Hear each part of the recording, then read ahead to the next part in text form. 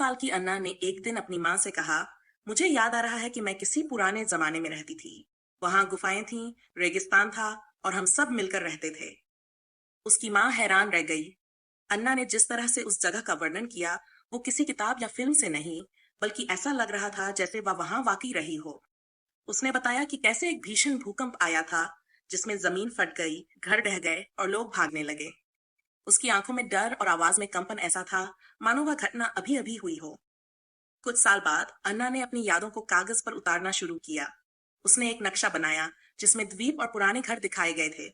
एक दिन वह चौंकाते हुए बोली, मुझे उस जमाने की पूरी भाषा याद आ गई।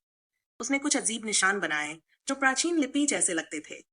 जब उसके माता पिता ने इंटरनेट पर खोज की, तो उन्हें पता चला कि दूसहैब में समुद्र के नीचे हेराक्लियोन नाम का एक शहर मिला था, जो हजारों साल पहले भूकंप में डूब गया था। हैरानी की बात यह थी कि अन्ना के बताए विवरण और हेराक्लियोन की तस्वीरें एक दूसरे से मेल खा रही थीं। अन्ना की मां ने सोचा, कहीं ये मेरी बेटी के पिछले जन्म की यादें तो नहीं। भारत में तो पुनर्जन्म की मान्यता बहुत गहरी है, लेकिन एक बच्ची का इतने स्पष्ट विवरण देना किसी चमत्कार से कम नहीं था। अन्ना ने खुद कहा, मुझे लगता है हेराक्लियोन मेरे पुराने जीवन से जुड़ा है। उसकी बातों में इतनी गहराई थी कि उसे सिर्फ कल्पना नहीं कहा जा सकता। लेकिन अन्ना के लिए यह सफर आसान नहीं था। वह अपने दोस्तों से इस बारे में बात नहीं करती थी। उसने कहा, वे मुझे अजीब समझेंगे। यह अकेलापन उसके माता पिता को परेशान करता था। तब उन्होंने अमेरिका के नेवादा राज्य में अर्थ एंजल्स नाम के एक समूह से संपर्क किया, जहां ऐसे ही अनोखे अनुभवों वाले बच्चे और उनके परिवार जुड़ते हैं। अन्ना को यह जानकर खुशी हुई कि दुनिया में और भी लोग हैं जो उसकी तरह महसूस करते हैं। जब वे नेवादा पहुंचे, तो अन्ना का स्वागत मुस्कुराते हुए बच्चों ने किया। वहां जैरेड और जिलियन जैसे बच्चे थे, जिन्होंने उससे कहा, तुम अकेली नहीं हो। यह समूह न सिर्फ बच्चों के लिए, बल्कि माता पिता के लिए भी सहारा बना। जिलियन ने बताया, यहाँ हर कोई अपनी कहानी बिना डर के बता सकता है।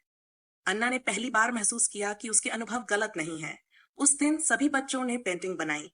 अन्ना ने अपनी यादों को रंगों से उकेरा। उसकी मां ने कहा, मैं चाहती हूं कि उसे एहसास हो कि उसकी आवाज सुनी जा रही है।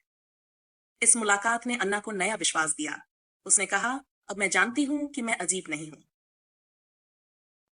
यह कहानी हमें सोचने पर मजबूर करती है। क्या पिछले जन्म की यादें सच में होती हैं? भारत जैसे देश में जहां पुनर्जन्म पर विश्वास हजारों साल पुराना है, यह सवाल और भी दिलचस्प बन जाता है। वैज्ञानिक इसे जेनेटिक मेमोरी या दिमाग का रहस्य कहते हैं, लेकिन अन्ना के मामले में जवाब अभी रहस्य ही है। उसकी मां कहती है, मैं नहीं जानती ये क्या है, पर इतना पक्का है कि यह मेरी बेटी के लिए 100% सच है। तो दोस्तों, आपको क्या लगता है? क्या अन्ना वाकई अपने पिछले जन्म को याद कर पा रही है, या ये सिर्फ एक संयोग है? कमेंट में जरूर बताएं।